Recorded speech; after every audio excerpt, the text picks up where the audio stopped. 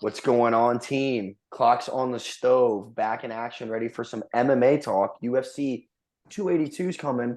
Unfortunately, there's a very good Bellator card tonight for the semifinals of their bantamweight tournament, but we are not going to be able to get that out in time. So, sorry, sucks. Don't care. Feel bad. Don't care. Watch the fight. With us today, first time ever, a Division II wrestler in Mr. Matthew Daner. What's up, guys? Good to be here. Yeah, so diving into this card, let's just get the ball rolling. We're starting us off with the prelims, an early prelim that I think everyone and their mother should watch. It's a featherweight bout between Billy Quarantillo and Alexander Hernandez. Billy Quarantillo, Billy Q. Obviously, everyone knows who he is. Tampa native, fights out of Grace, Tampa South. Dude's a dog. His last fight, he went to war with Shane Burgos in Madison Square Garden. Alexander Hernandez, easily one of the top 5 most hated fighters amongst everyone because he just talks so much shit and doesn't back it up. And let's be honest, Hernandez's entire career is entirely based on just catching fucking Beneil Dariush. If he didn't catch him there, I don't think he'd still be in the UFC. I haven't seen this kid win in a long time. Yeah, it's his featherweight debut. I don't really have much to say on this fight. I think personally, I think Billy Q is going to go in there, and his veteranism and his pace and stuff is going to wear out on Hernandez. The only thing is that would go for Hernandez is he is bigger. So if it gets into a slugfest like the Billy Q I keep wanting to say Sugar Sean, Shane Burgos fight goes, it could maybe not go too well for Billy. But Billy's a dog, and I'm gonna go Billy 100% in this fight. I don't know the odds, but give me Billy Corn, give me Billy Q. Zach Watts. Yeah, I pretty much threw this in here just because it's one of the early prelims. If you're tuning in early and you need a reason to watch, why not tune into your Tampa natives? You know, we're from Tampa. We're always going to shout out our boys. Billy was quoted after the weigh-in saying, this is Hernandez's featherweight debut, and he's going to introduce him in the least nice way as possible. You know, Billy thinks of himself as a very high-paced fighter.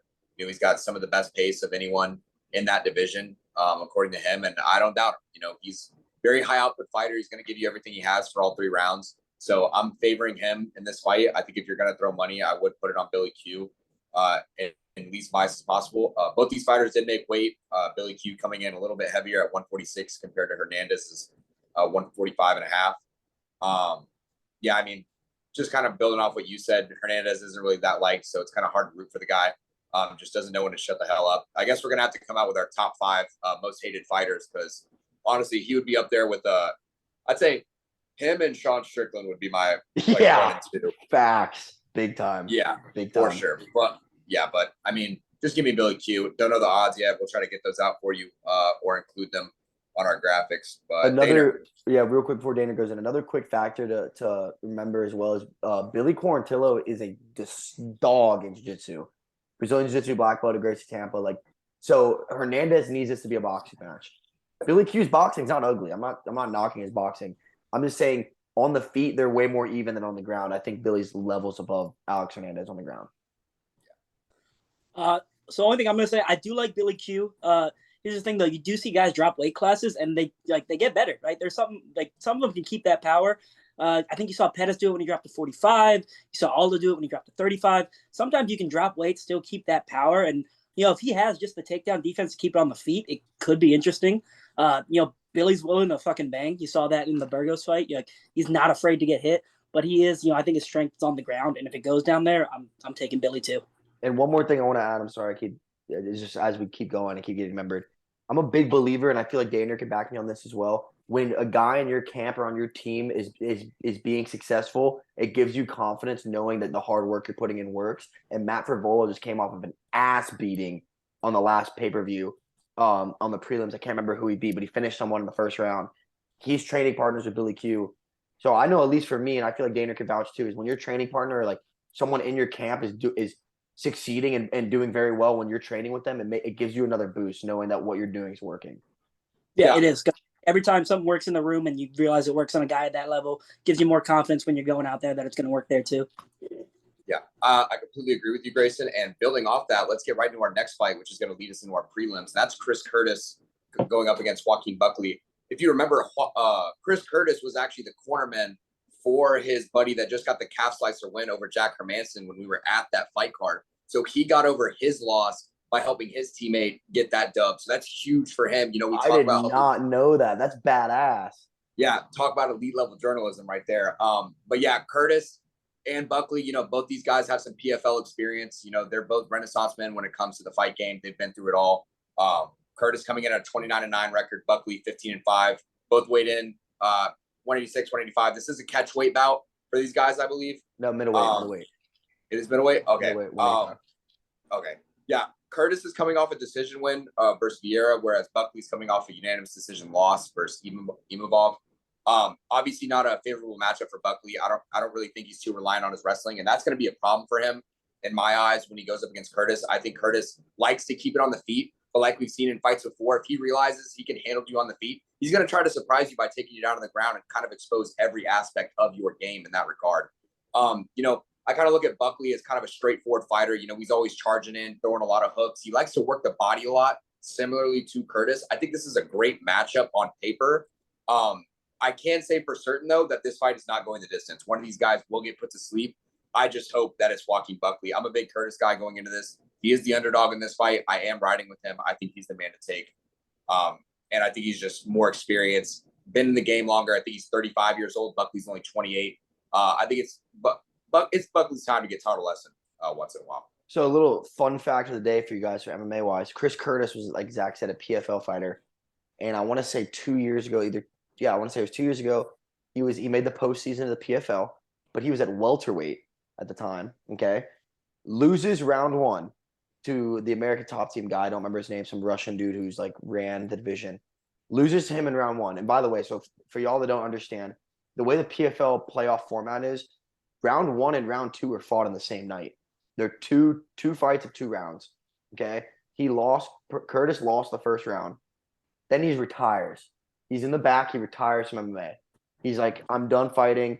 I thank you guys for everything. I had a great time, blah, blah. And then posts a picture of him in the back of his gloves. The guy that beats him has a medical emergency in between fight 1 and 2 and withdrawals from the tournament. So they go to Curtis and they go, you're still in it. So he puts his gloves back on. This man just retired, gets back into fighting. He's like, damn, I'm excited. I can make a statement. And then Ray Cooper sleeps him. Sleeps him. So he goes from retiring. He goes, oh, man, I hate my life. He goes, I lose. I retire. Oh, I have a shot. And then gets slept. Then I don't know what happened in between. And then he got into the UFC, and his only loss is Hermanson in the UFC. He's looked great. Joaquin Buckley, I'm not a fan of. I don't dislike him. I don't hate him like I do with Alexander Hernandez. I'm just not a fan because, let's be honest, the only reason we know who he is because of that spinning knockout, that knockout of the year last year. I would have absolutely no idea who Joaquin Buckley is if it wasn't for that fight, okay? The guy's good, yes, but he talks a lot of shit to keep his name relevant, and then the guys that accept the fights that he talks shit to beat him. So it is a good matchup because they're both jacked and they have the knockout power in their hands.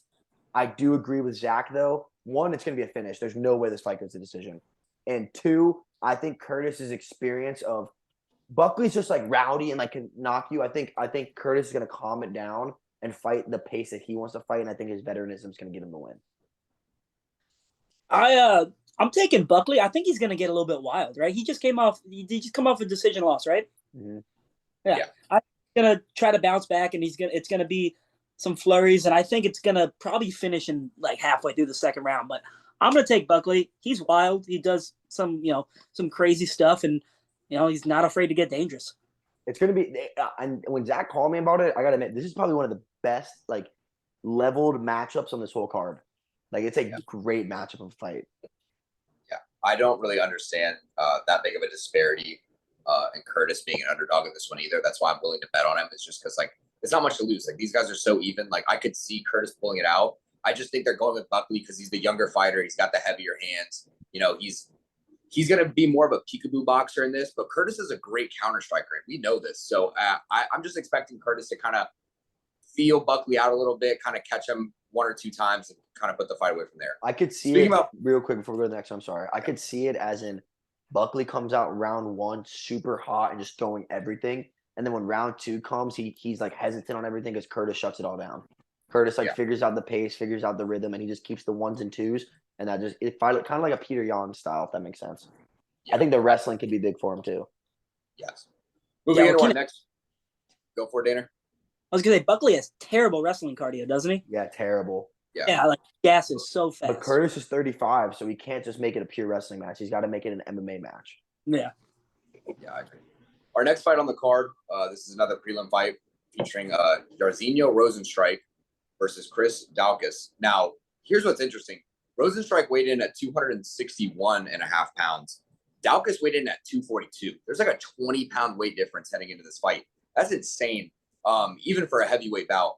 Now, look, both fighters are coming off a loss. You know, Daukaus lost via TKO to Curtis Blades, and Rozenstruik TKO loss versus Volkov.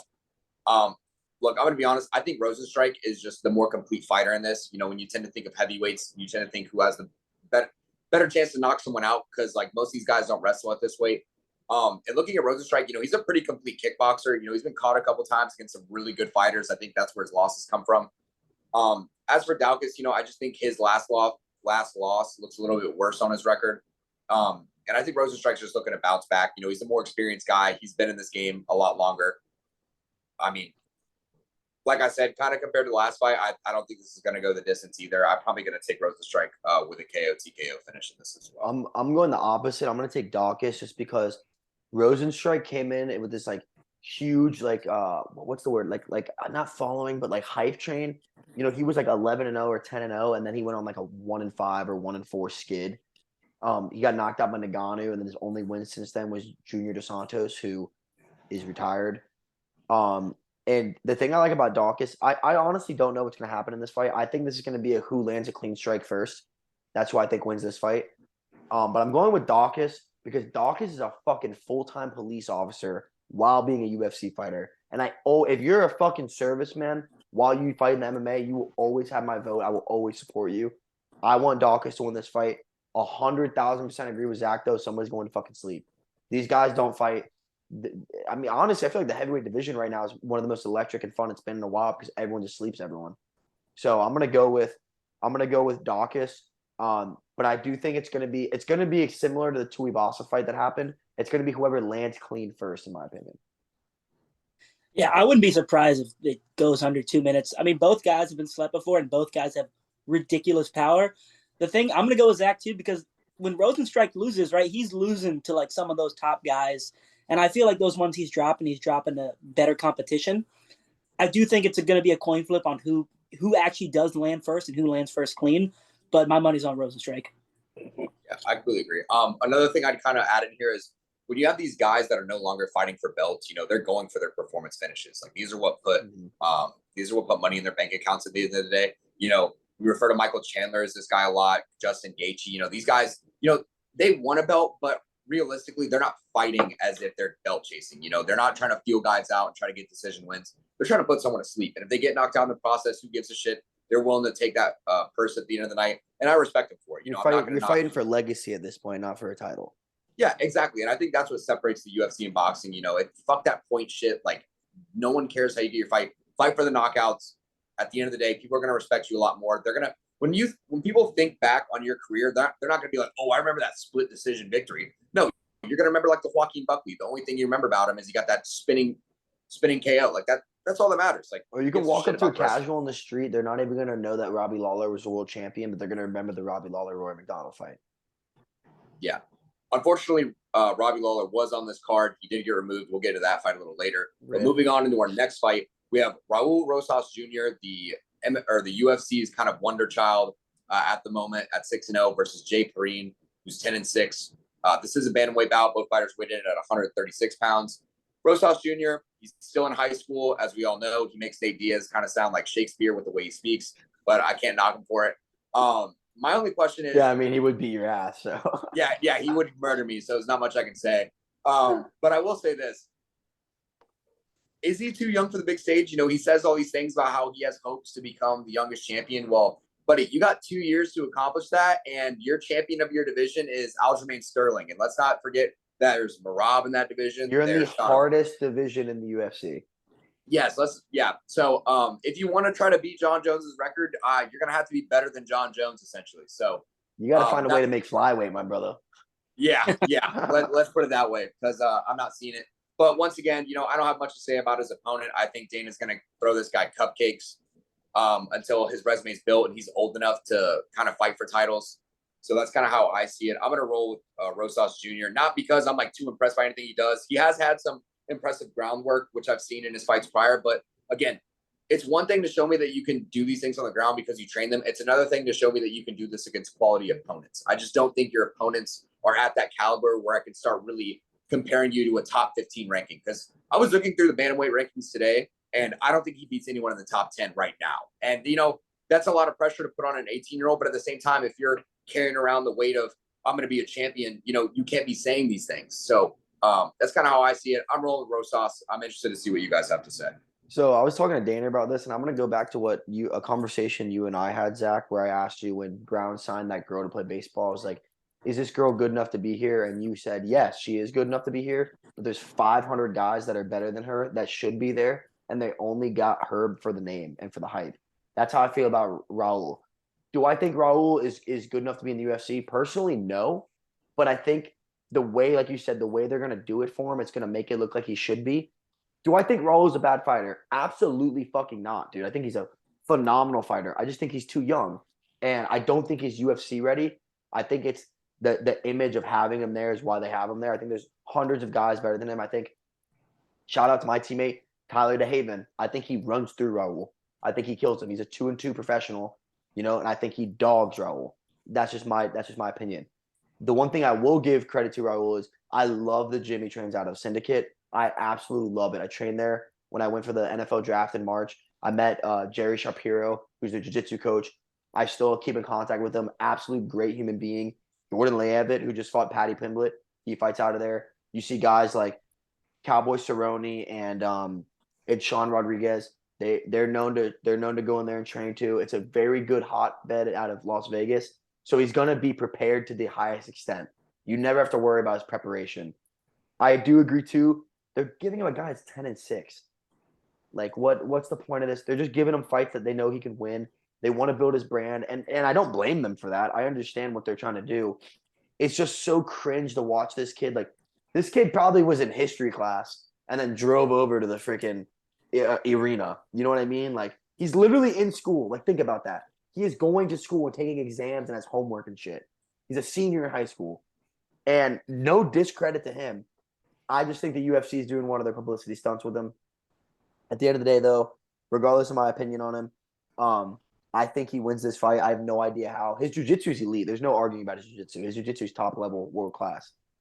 But I think it's gonna be a boring fight. I think it's gonna be really boring, and I think he's gonna win though. But maybe the stage is too big for him, dude. Who knows? There's a big difference of fighting in the Contender Series and fighting in front of 20,000 people in your hometown. Fair enough. I mean, he might come out hype. He does have the hometown advantage. And you were talking about, the guy's 10-6, but the guy's fighting the UFC. He's 0-2. So he's yet to win a fight in this organization. I mean, they're clearly feeding him they're throwing him a bone. And if they're smart, they're going to do that for 2 years. I mean, the dude is 18. Like, how fucking crazy is that? Like, freshly 18, too. He was 17 in the Contender Series. Yeah, that's unbelievable. Like, his parents had to sign a permission slip so he could go beat the shit out of grown men. Yeah. So, pretty cool. Like, they should feed him just nobodies for 2 years, build him up. Because, if he's at a gym like that and he's going to make those jumps in 2 years, it's exciting to see where he's going to be. But, I mean, up until then, like, just give him cardboard boxes to bust through. It's kind of like he's in a survival state where it's like, look, you don't need to do anything crazy these next 2 years. You just need to not get your ass beat and stay relevant. That's how I feel personally. Yes. Yeah, it's kind of hard to be a journeyman when your journey starts when you're still not even old enough to drink beer. So let's pray for his health at this point. But that wraps up our prelim fights. Let's move into the main card, or as Bruce Buffer says, this is what you've all been waiting for. Let's get right to it. Our main card, our lead fight, Bryce Mitchell at 15-1, weighing in at 146 pounds, taking on Ilia Topuria, who's 12-0, weighing in at 146 pounds as well. This is a featherweight belt. Bryce is on a 6-fight win streak. Topuria is on a 4-fight win streak. Mitchell's last win was a unanimous decision over Edison Barboza, and Topuria's last win was a KO TKO versus Herbert. I'm not too familiar with Herbert, so I can't really speak on Topuria's last outing. Look, It's Jaleel Herbert, I think, right? yeah, I think so. Here's what I'm gonna say. I think Bryce Mitchell is a dog. He scares the shit out of me. He will get his camo shorts, or if he has, I hope he wears them soon enough. The dude is just a legend already in the UFC. What kills me is the dude has some of the most legendary lines in the press conferences, but because he's so fucking redneck from Arkansas, it just comes off as so stupid. Because like, dude, he was literally like, he's like, yeah, well, Topuria says I'm a coward. Well, does a coward show up prepared to die? And I'm like, all right, if anyone else would have said that, like if a Russian said that, I'd be like, holy shit. But you said that, and I'm like, all right, you probably thought of that while you were like hog tying people. Like, dude, I don't really know what to think. I don't know what to think about this. But at the end of the day, you know, Bryce Mitchell, one of the most elite jiu-jitsu guys right now in MMA, like pretty much at all levels. We've seen him get people in twisters. It's insane what he's able to do to professional fighters. I don't know. I just feel like he's going to walk away with another win after this one. Kind of ends Ilya's, I think, 4-fight win streak in the UFC. It's kind of it. Dana may have pushed the envelope too much with this kid, especially feeding him Bryce. But I think this is the fight that kind of puts Bryce as a significant point on the map in that division. I think it's his time to kind of make strides and start going for the belt. Honestly, like I think you're that good, man. Come on. Is he ranked right now? He's ranked, right? Like 13. Yeah, he's got to be. There's no you way. check that out real quick. So my thing is, first of all, this is a really, really difficult fight to break down, dude, because these guys are both fucking killers. I mean, let's start off with Bryce Mitchell. Dude's a savage. Yeah, he got a unanimous decision win over Edson Barbosa, but he beat the fucking brakes off of Edson. He dominated the whole fight. He outstruck him. And that's the thing. Everyone's like, oh, well, he's got to take him down. He literally dropped him with his hands in the first round. He dogged him. And how do you not love the guy? He's a fucking UFC fighter at 15-1, and he still lives in a trailer in Arkansas. Okay? Talk about fucking loving what you do. This man is a fucking dog. Beats Edson Barbosa, goes out there and he goes, I'm donating half of my purse to the homeless and children. So he's 9? 9, yeah. Damn. And then he's like, I'm donating half my purse to the Children's Foundation in Arkansas. Like, he's a wholesome ass dude. He's a flat earther, though. Little weird. Called out Joe Rogan. But he's a fucking southern badass. Topuria, don't like him. Not a fan at all. Hate him. I don't know what ethnicity he is. I know he's not American. He's something. I don't know. But not a fan. He kind of got he's good as fuck. Listen, I'm not discrediting his skill. He's extremely good. You're not 12-0 with 4-0 in the UFC, like without being He's good. Georgian. Georginian, yeah. So the thing is, though, this man's name came out of him trying to fight Paddy at the hotel. Do you guys remember that? So No. It was Paddy's last fight when he fought Jordan Levitt, excuse me. Paddy was like walking in the hotel and he like shoved Paddy and like they started like throwing shit at each other, like very childish. And even at the fucking press conference, he's like shit talking Paddy and he's not even fighting Paddy. Yeah. So He tried to charge him. Yeah. He tried to charge him. My thing is Topuria is doing what he can to get his name big quick, which I don't discredit him for. But I think he might be overlooking Bryce. And Bryce is not overlooking him. I mean, he went in there and started talking shit, and Bryce goes, although I walk through the valley of death, I shall fear no evil. You know, that's hard as fuck. That's some fucking Christ walking with the staff, into hell shit. Tough. The other thing is, we talk about, like, there's not an Americanized fighter. I would say outside of Colby Covington, Bryce Mitchell is probably the most Americanized fighter in MMA. He's going to come out in cowboy boots and a fucking USA flag and camo shorts in Las Vegas, Nevada, and they're going to lose their fucking minds. That building is going to be around Bryce. Topuria, in my opinion, has got to finish him. I think it's I'm a little nervous because he is, as much as I don't fuck with this guy, he's good. There's a reason he's 12-0. There's a reason he's 4-0 in the UFC. There's a reason he's getting hype and he's getting this big fight. But I see this fight with I feel like he's got to finish him because the longer it goes on, the better Mitchell gets, and I don't see this kid hanging with him for 3 rounds. So give me Bryce Mitchell, unanimous decision. That's a great call. I mean, you definitely, like you're saying, Topuria is trying to already talk shit to Paddy. You can't overlook the Redneck Rocky. You can't. Like, he is so straightforward. Like, dude, he's like a shark. He just locks in on something. But Topuria is so dangerous in those first 2 rounds. Like, he's got no problem just hitting the gas and throwing everything he has for 10 minutes. So, yeah, if Bryce can, flow, wait through, get about halfway through that second round and start, building up, making his reads, I definitely think a UD is possible. But, man, I don't think Topuria is overlooking Bryce, really, by already talking shit to Paddy. I think his plan is to go balls to the walls as hard as he can, try to finish Bryce in the first, and then build that hype train and just kind of skyrocket him and keep it going. That's kind of what I'm thinking. So who do you got winning? You got Topuria? I'm gonna go Topuria. Yeah, I'm gonna go. Yeah, why not? It's gonna be it's a great, by the way. Shout out to UFC. They do a lot of stupid shit, but making this the opening fight of the pay-per-view is genius because somebody's going to die. Yeah, we kind of had this talk earlier about like, there are some cards where just because there's a title shot on the line, like, does it deserve pay-per-view? Yeah, you were right. Going over this card this time around, I definitely think this is worthy of pay-per-view. Yeah.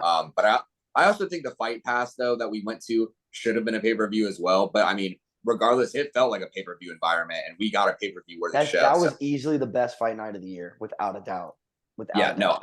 I enjoyed that through and through, but we're not here for that. We're here for this 282 card, so let's keep it moving. Our second fight on the main card is Darren Till making his return since September of 2021, taking on Duplessis. Now Duplessis 17-2, Darren Till 18-4.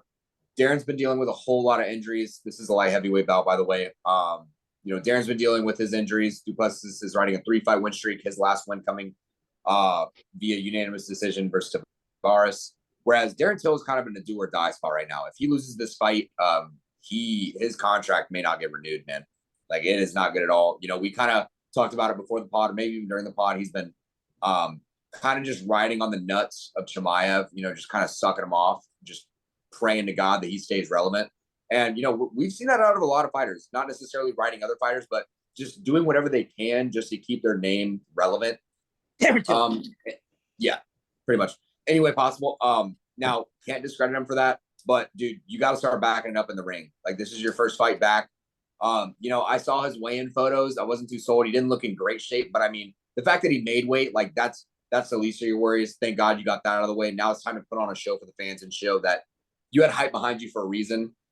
Now, look, I get it. You can say you were training your ass off, and that's why you had your injuries. Part of being an MMA fighter is taking care of your body. If you can't get through a training camp without sustaining an injury, who the fuck is going to sign you? Like, who's going to want to keep you knowing you can't back up your word? Especially when you're young, too, because he's getting hurt at 26 and 27. Yes, like, what that lets me know is that later in your career, you're not even going to be able to do a training camp without being like, oh, I'm questionable because I got an ankle injury or some bullshit. But, I used to be a huge fan of him. Now I'm in that prove it to me mode. Like, he's just not sold on me yet. If I was the UFC, I wouldn't even be close to putting my pen to paper with this guy until he shows that Duplessis puts on a show against Duplessis. I mean, and as for his opponent, Duplessis, I think this guy's going to end up walking out with a win. I just think he's been doing this for a while now. He's riding tremendous momentum off his 3-fight win streak, about to make it 4-fight win streak. And, until his last fight, it was a sub to Derek Brunson. And Plessis is better. So, in my opinion. But we'll have to see how this goes. That's how I'm feeling about it. Let me know what you guys think.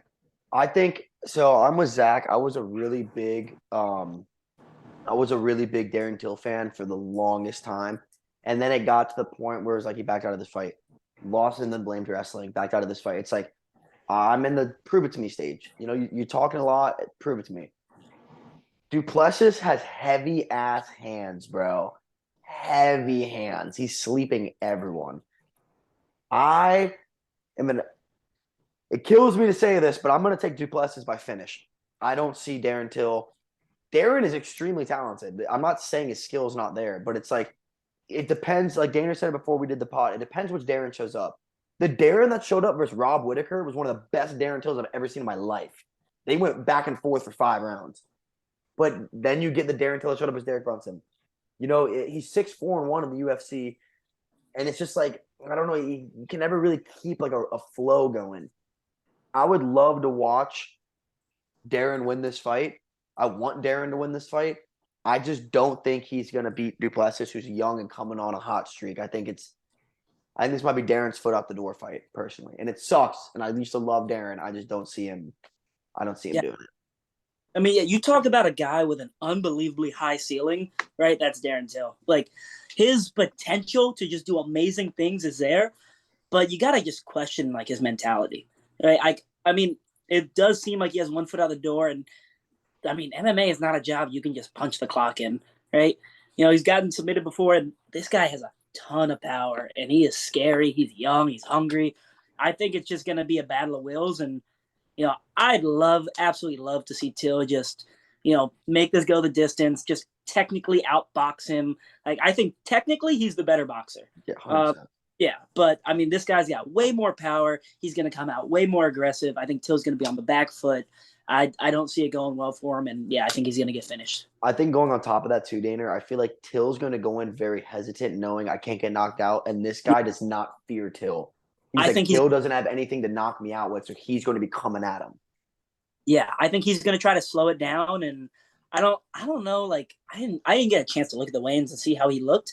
How's Till, like, just from like the looks of it? Does it look like he has great cardio right now? Like, he could make it go. Cardio has never been an issue of his in fighting. Yeah, it's his chin that's been the issue.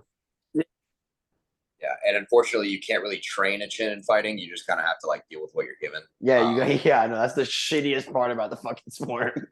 Yeah, it's unfortunate. And what's also unfortunate is, you know, Europeans, especially, you know, people from Britain, they love their British fighters. You know, Darren being from Liverpool, you know, he had one of the most legendary walkouts to Sweet Caroline in recent memory. Like, that shit was so hard. I think that's the best walkout ever, when he fought in Liverpool and he walked out to Sweet Caroline. Yeah, no, like, dude, the Europeans love their fighters, so I'll commend them for that. But, you know, Darren, if you want to keep your approval rating in your home country alive, you're going to need to win this fight. What's Duplessis? Is he South African? He is. I'm about to find it right now. Let me try to pull it up real quick. I don't remember. I have the card pulled up. Yeah, he's South African. Yeah. Damn, I'm so fucking smart. Yeah. Okay. But let's keep it moving. Let's get into our next fight, which is. By the way, what they should have done before you even announced this fight that you're about to say should have been moved to the prelims, and they should have brought up the Curtis Buckley fight. Yes. That's what I think they should have done. Yeah, I completely agree. Unfortunately, I think this is one of those situations where Dana kind of put his pen to paper before the card, and there was already guaranteed money involved, and you can't move around fighters in that case, which kind of like ends up screwing the pooch. And you get stuck with situations like this, where you were supposed to have a Robbie Lawler fight, who was supposed to head up against Santiago Ponzinibbio, but unfortunately, Lawler had to back out. Alex Morono steps up. Now, Santiago came out and said, he was like, I'm actually glad that Morono stepped up, because I feel like this is a step up in competition. Now, I don't know how y'all feel about that. I do not agree at all. That's ridiculous. Yeah. You're a former UFC world champion versus a guy that his whole career is known for beating Cowboy. Yeah. Wanted to get your all's opinion on that. But anyway, let's get back to the fight at hand. Look, this is a welterweight bout. No, it's catchweight. It's catchweight. Oh, yeah, catchweight. I think it's at 180. So Santiago weighed in at 179.5, and Morono weighed in at 179.5 as well. Morono's riding a 4-fight win streak. And his last win came against a guy named Smellsberger, or however the fuck you pronounce that. I'm not even going to try. And as for Santiago, he's coming off a split decision loss versus Pereira. This was supposed to be a matchup between Lawler coming off a loss to Barberena, Santiago coming off a loss. It was supposed to be a good matchup. You know, this was supposed to help Lawler maybe either keep his career on track or boost the hype train of Santiago. Whichever way it went, the fans would be happy. The fans don't really get anything out of this fight. You know, I wouldn't say anyone's a big supporter of either of these fighters. For Morono, I don't know why you're stepping in to take this fight. I just don't think it helps you. I guess the money, sure, but like if you really wanted to like push your career in a certain direction, this doesn't move you. Like this doesn't do anything for you. This literally just tells Dana like, oh, I can just plug you in to whatever fight card I want when I need to fill out a roster. Like that. That's all it tells me. But I could be wrong. You know, maybe you get an insane performance of the night and you put your name on the map. Prove me wrong, by all means. But regardless, I wish we would have seen Lawler fight. He's been a legend in the sport. He's done it all. You know, when you think of him, you think of that Rory McDonald fight. That was the definition of a war. And by the way, Rory McDonald's quote of that fight is the hardest thing I've ever heard, where he goes, "So you want to be a UFC fighter?" And it's just his fucking face after that fight, where his literal entire bone structure is just rearranged. His nose broke off of his skull. It was no longer attached to his skull. Yes. So tell me you want to be a fucking UFC fighter and then go watch that fight and then give me your answer. But regardless, I don't really have much of a say in this fight. I'm not betting on anyone, not too familiar with either of these guys. I think it's a waste of time putting it on the main card. But hey, you need that fight on the main card to go take a piss, to go get beverages, to go to the concessions. This is probably going to be that fight. I would say, I'm not even going to say it. We'll keep it. Yeah, man. I mean, Santiago versus Robbie Lawler was a great fucking matchup. Two guys like the brawl, stand in the pocket, and just exchange bombs. I could give a shit about this fight. I don't care about Morono. I don't even really care about Santiago. I cared more about watching him fight Lawler. Santiago's going to dog him. He has a full camp. He's prepared. Morono's going in there just hoping for a puncher's chance. The longer the fight goes, the more it's going to fuck Morono, as he hasn't had a full camp. I could give a shit about this fight. Yeah. I'll be honest. I just found out this fight was on the card. Didn't even know. So, yeah, I'd probably go Santiago. I mean, only thing you can say, great things can happen on short notice fights. You know, look at Bisping, right? He won his title on a short notice fight. So, I mean, sometimes you just got to go out there and swing. So there could be some fireworks. He might be riding the train of its first round knockout or it's nothing. So it might be a surprise highlight there, which could be, exciting. But besides that, there's not a lot. Yeah, definitely. I won't tell anyone to put their money on it just because you really don't know in these situations. Yeah, I wouldn't give any bets for this fight. Yeah. Moving on from that, though, we go into one of our more exciting fights, which is Paddy Pimblett versus Jared Gordon. This is a featherweight bout. As we all know, Paddy Pimblett is Dana's McGregor. Lightweight. It is lightweight? Lightweight. Paddy's a lightweight. Where am I getting my numbers at? Yeah, it is lightweight bout. Interesting. For some reason on UFC's app, they have these listed all under the wrong weight It's probably class. because Toporia's on featherweight and he's been the one shit talking Paddy. So you might have gotten confused. Agreed. Anyway, we all know that Paddy's kind of been the golden boy for the MMA as of recently, ever since McGregor kind of took his time off, pissing through cups, as Joe Rogan would say. But, I don't think Paddy's really getting challenged at all, which means I'm not really a huge fan of him. I'll admit I'm all for, his height and for what he does for the sport, just keeping it entertaining. He's a fun guy to listen to when they do the embeddeds, wherever they follow him around with a camera, by all means. And he's funny and relatable. When he talks about his weight cuts, how he's like, after fights, I just like to fat the fuck up. I don't give a shit. Like the real challenge for him is just making weight. He goes, he loves to fight. And I think that's true for a lot of guys. And obviously, as we've seen in the past, most guys can't even make weight despite, you're paid to do it. But regardless, I don't think Gordon's much of anything. No disrespect to Gordon. I just think Dana's not going to throw Paddy anyone unless it's a title shot where he could obviously lose. But then again, we did see Paddy's partner in crime, Molly Meatball, get absolutely torched in her last fight. So you never know. Dana could be tired of it. Regardless, I'm not saying he's going to lose. Put your money on Paddy. That's kind of how I feel about it. Paddy's riding a 3-fight win streak as well. His last win coming against Jim Levitt. Oh, you don't know who that is? Jordan Levitt. Jordan. Sorry. Does he even deserve to have his name pronounced right? Who gives a shit? Dude probably isn't relevant either. As for Gordon, he's coming off a UD win versus Santos. So I'm going to go the exact opposite route of Zach. Jordan Levitt is a fucking dog at jiu-jitsu, and Paddy submitted him.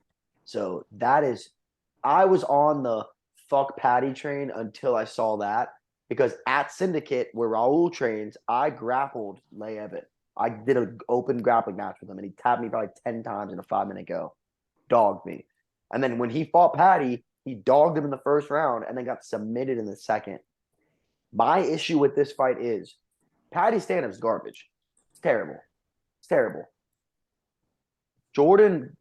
Jared Gordon fights out of Kill Cliff, which used to be Sanford, which is where Michael Chandler, Usman, Gilbert Burns, Anthony Johnson, Vitor Belfort, Brandon Vera. It's like American Top Team in Deerfield Beach. It's the fucking bee's knees, Along Song, Michael Johnson. It's killers. It's straight killers. Excuse me. So they're going to have him prepared for this fight. My thing is, if Paddy cannot take Gordon down, Gordon's going to dog him in striking. If I had to bet, I'd bet Paddy. Because Paddy's got the lingo. He's got the fucking swag. He is good. He's good. Fighting in the UFC co-main event, he's fucking good. He's got to take him down, though. He cannot trade and slug. And Gordon's going to be the hardest matchup Paddy's had in his 22 fights. Without a doubt. Without a doubt. Yeah. 100%. You know, I was doing a little bit of research. I got to research Gordon and Paddy. You know, Gordon's got a great story, dude. You know, he overcame addiction multiple times. Like, you can't hate the guy. He's just a fucking warrior. And, you know, in his fights, man, he likes to sit in the pocket. He likes to pressure forward. And when he's on, he's shooting a lot of takedowns. And, you know, it's going to be interesting to see. You know, I know Paddy, he did submit Levitt. I think that this is actually going to be a good test. You know, Gordon's a BJJ brown belt. He's high level. I think this is going to be actually a really good grappling match. I'm excited to see it. Paddy has gotten subbed before. The only time he got finished, you know, he lost 2 by decision in Cage Warriors, and he got subbed 1 time. So I think this is going to be actually like a really, really good test for him to see what level he's at.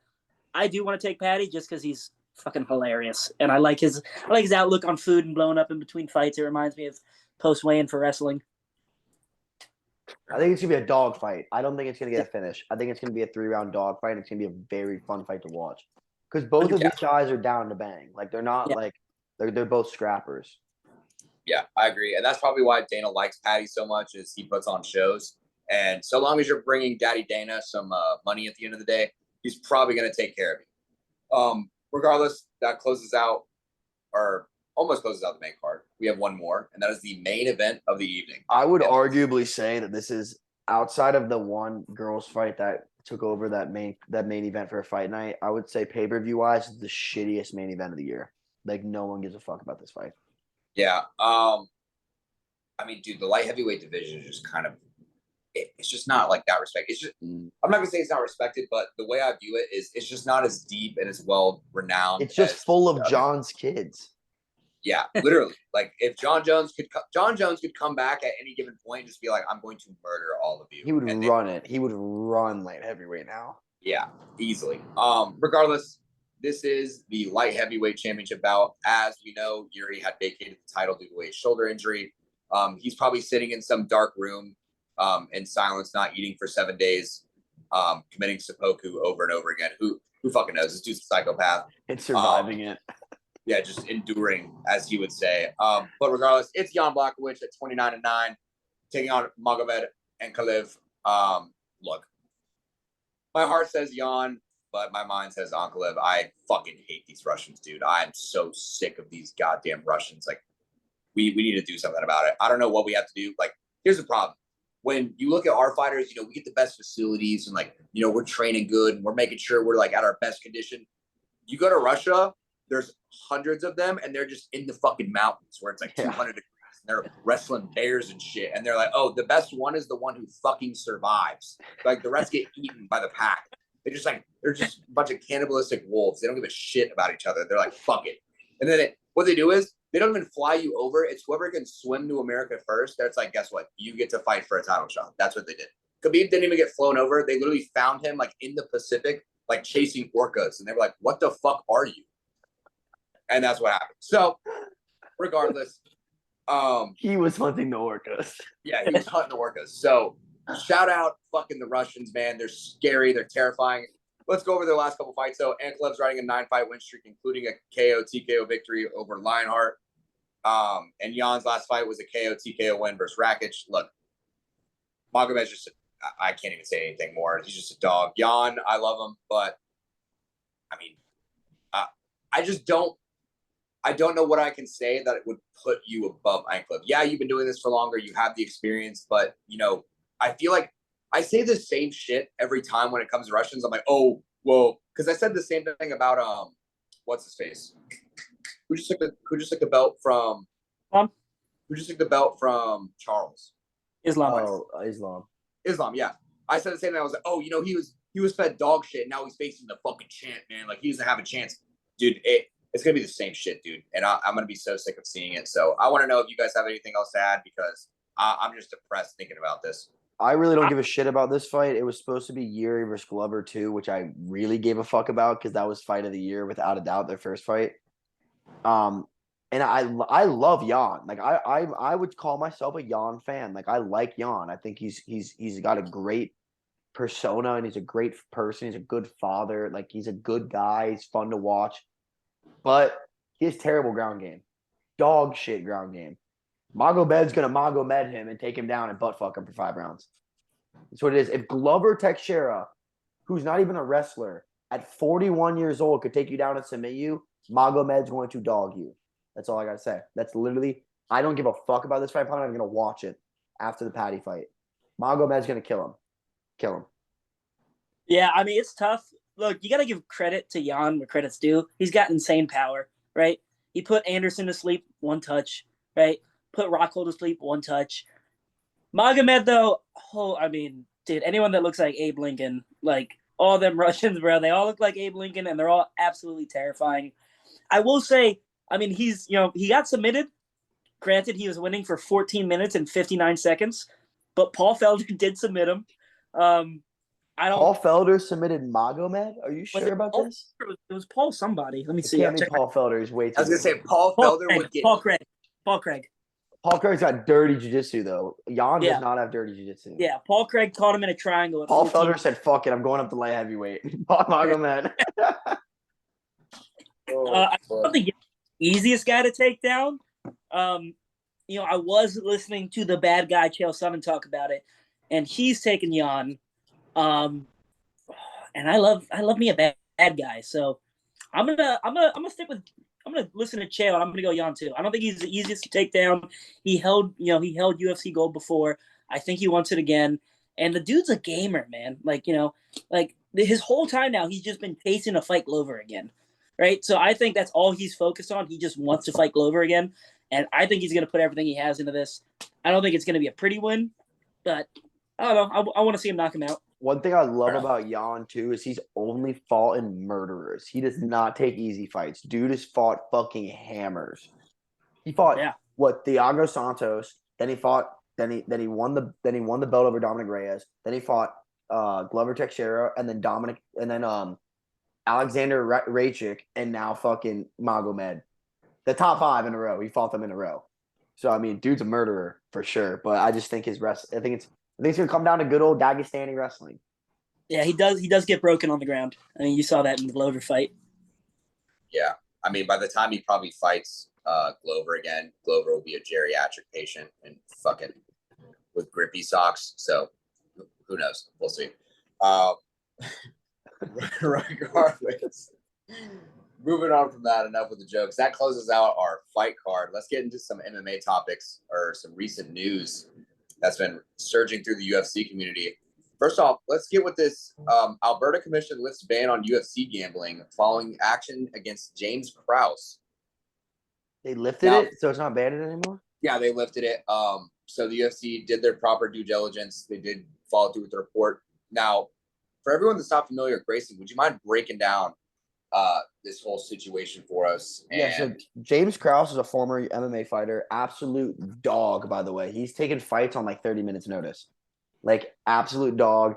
I didn't know too much about him, but then he was cornering like a fighter and a guy on the card missed weight, so he couldn't fight. So he just weighed in and fought the guy and went to a lost split decision.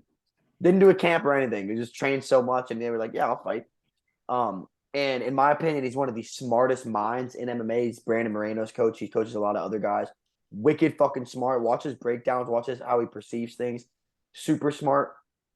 But a couple fights ago, I don't know the guys. I don't know them. They're lower end UFC fighters. But the spread went from -200 to -410 an hour before the fight. And the reason for it was James Krause's fighter had a leg injury that was kept closed. And no one knows what happened, but somehow somebody found out. Odds skyrocketed up. James Krause's fighter lost. So James Krause, mind you, has a podcast on fighting, and he has a MMA sports betting podcast called The 1%. Okay. I am a very big James Krause fan. I've taken a lot of information from him and implemented it into my own game and how I prepare and how I look at things. My head coach, Vince McGinnis, very big James Krause fan. I've talked to him about him multiple times. And James Krause has publicly announced that he makes more money betting on MMA fights than he did getting paid by the UFC. He has announced this. He has stated this. So, do I think he did it? I personally don't think he did. But people think James Krause bet on the other guy against his fighter and then leaked the information so the odds would get even greater so he'd win more money. That's what people are saying. I don't know enough into it, and I personally love James Krause, so I don't want to shit talk him without knowing 100%. But that's where this whole betting on UFC shit started going crazy. Yeah. So for those of you that don't know, now you know. Welcome to the know. Obviously, not a good situation to be caught up in, but we hope it sorts itself out. Yeah, because as of right now, they banned James Krause from coaching fighters. If you fight under James Krause, you were getting your contract suspended by the UFC. Yes. So people are like, what the fuck is Brandon Moreno going to do? He fights for a title in a month.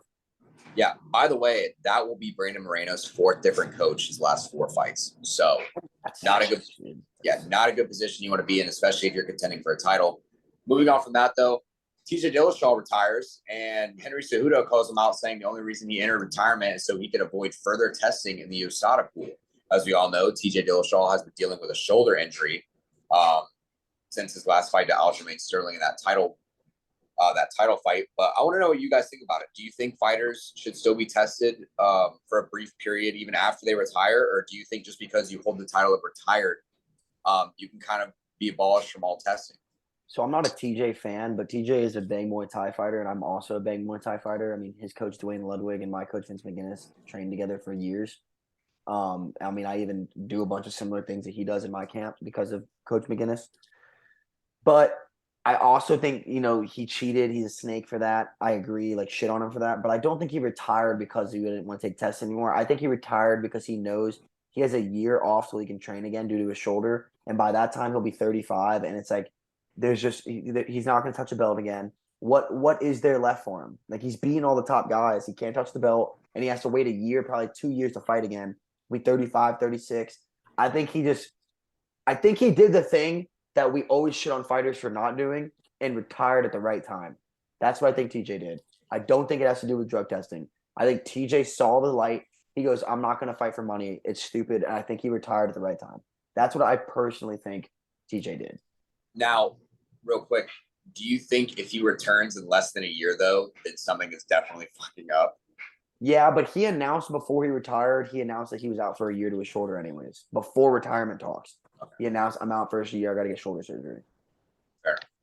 Now, if he comes back quick, then he's definitely on shit, 100%. How long messed up like that, though? It's been a while, right? He did his whole camp when it dislocated. No. He injured it. I thought years ago. I thought this has been an ongoing thing. I don't know. It could be. I don't know. I don't follow TJ too much. I was a Cody Garbrandt fan. So Cody no love.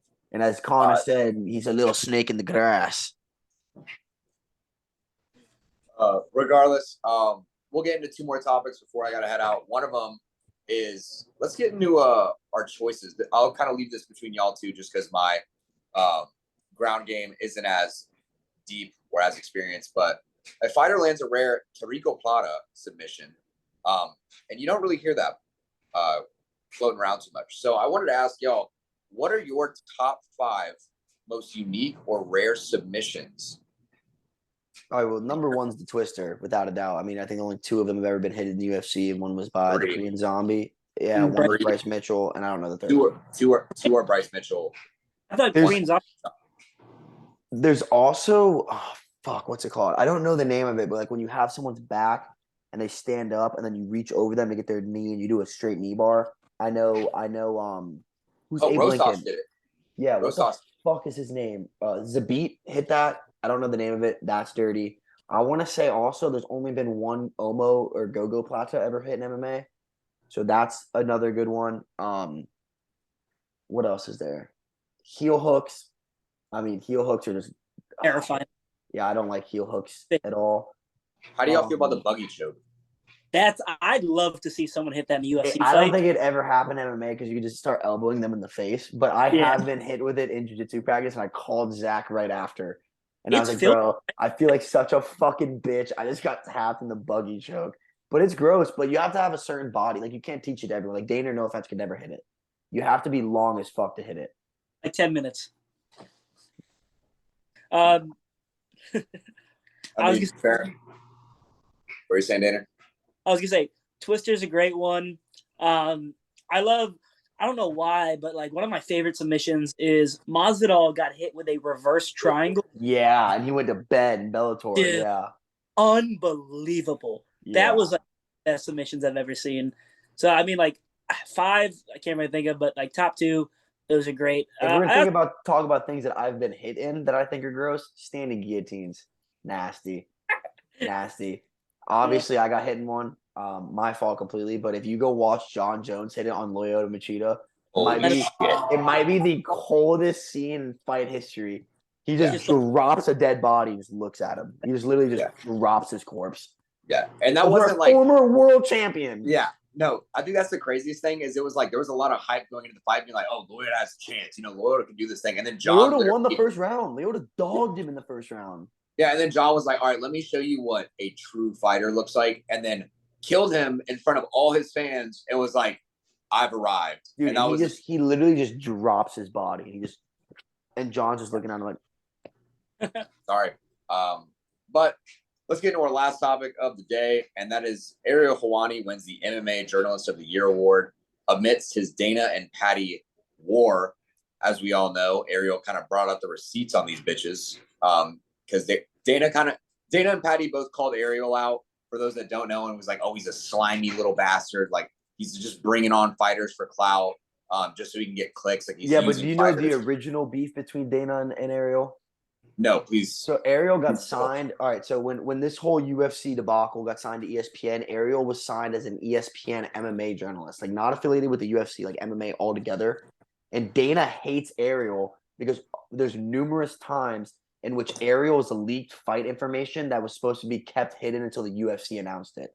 And Dana hates him for this, to the point where when Ariel still worked for ESPN, Dana had him banned from UFC events. He could not go to media events. Now, my opinion on Ariel, I think he does a phenomenal job at covering the sport and growing the sport and helping people learn about it. I just think he's a huge fucking pussy. And I think when he shit talks fighters and he calls out like Brendan Schaub and he calls out all these other guys, it pisses me off as a fighter because he knows he's safe hidden behind the camera and hidden behind the image. In reality, though, they would fucking break him in half and eat him for lunch. And that's what pisses me off, is that he's a nerdy little fucking Canadian hockey player that grew up, follows MMA, which I love, and I love that he does it. I think he does a phenomenal job. But I think his ego is a lot bigger than it should be because he knows he's safe and no one can actually beat the fuck out of him. Yeah. I'm pretty sure he leaked Brock Lesnar returning, right? Yep, and I think he leaked Nick Diaz returning. Yeah, like, and the thing is, the UFC tells, like, there's a small pocket of journalists that they tell them, like, look, this is what's going to happen. You can write an article on it, but you cannot announce it until we announce it. And they say that, and he announced it, and that's why Dana's like, what the fuck? Because there's only like 5 or 6 people.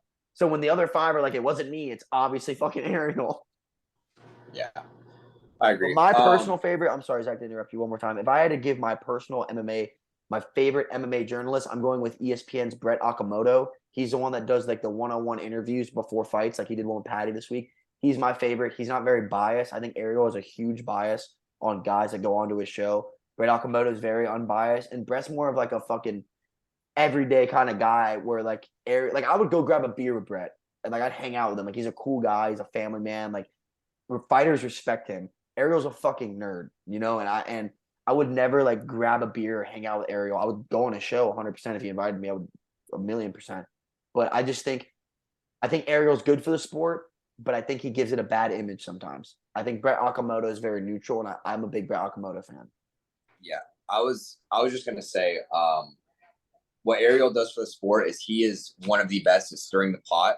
And you say how it kind of hurts the image sometimes, but you kind of take that. Like it's kind of like a Colby Covington situation. Like, yeah, the guy's great for the sport in terms of like he'll make you publicity, like we see in the Wolf of Wall Street. There's no such thing as bad publicity, but sometimes he says some shit where you're like, all right, bro, like don't fucking do that. But at the same time, you'll take it because Ariel will have fucking Paulo Costa on where he's grabbing Chimaev's hat, rubbing it on his balls, and just throwing it on the table. And they're laughing. He's like, "Oh, what's the secret juice?" Like it's just shits and kicks. Like it's more catered to just like the college environment of just like like hype us up. Like we don't care. Like any drama is good drama type of ordeal. And, you know, maybe down the line you can find a perfect version of it, but this isn't a perfect world. You're going to take what you can get. And I think Ariel, as a journalist, great fucking job. As you said, he does a lot for the sport, but there's just some times where I wish he'd keep his fucking mouth shut. But I think he's got to that point where he realizes, he's like, wait a minute, you're telling me these UFC fighters can't put their hands on me? Now I really have no filter. I feel like every journalist or every fighter should have one thing in their contract that allows them to beat the shit out of one journalist a year. Like they just get to write down like one journalist. But Bro, there's a highlight. There's a fucking highlight reel on YouTube of fighters wanting to fight Ariel. Like the Diaz brothers hate him. Rampage Jackson hated him. Like hated him. there's like videos of fighters that are like trying his shit because they don't fuck with him. I mean, Yeah, Darren Till, my favorite Ariel Helwani moment ever is Darren Till when he was like actually awesome, and Michael Bisping are on Ariel Helwani, and Darren Till was like, Ariel, your schnoz looks huge. You put that thing in your wife, and then Darren leaves. Ends it. But see, Yeah. like that was when Darren was like so hype and everyone fucking loved him, and he was like the meme Darren. But now Darren has to like accept the role of like, I can't post on social media because like people just shit on me now. I agree. Type of role. And I have to ride comms on the cock. Yes, I agree. But you know, I think that'll wrap up our UFC 282. As you can see, we are watching these soccer games, so people are losing their goddamn minds. I got to get to dinner, but it was great having y'all on. Daner, thanks for joining us. Always good to have you. From us at Clocks on the Stove, hopefully we win you some money this weekend. If we do, shout us out on social media. We'll be sure to retweet that or post it to our stories. Regardless, any closing statements, boys? Let's go, Paddy. Go, Paddy. Salute.